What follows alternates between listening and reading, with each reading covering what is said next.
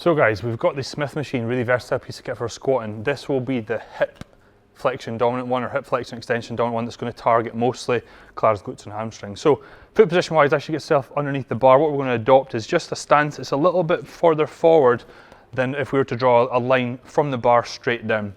Now before she goes down, what she's going to focus on is just creating a lot of tension in these glutes and hamstrings before she would then drop down. Now in a squat itself, what we're trying to do is target the hip extensors themselves. So as she drops down, she's going to break and push her glutes back and then come back up. So before you go down, if you want to see that again, what you'll see is Clara's hips break first. She still allows the knee to bend. In this position here, what she's going to do is clamp the glutes, and then from there she's going to extend up forward. And as she comes up, she's going to think about squeezing a credit card in between those cheeks. So one more for me. Now she's going to drop to where she feels there is her active range of motion, then she'll come back up and get as much tension in those glutes as she can. So that's your hip flexion dominant Smith squat.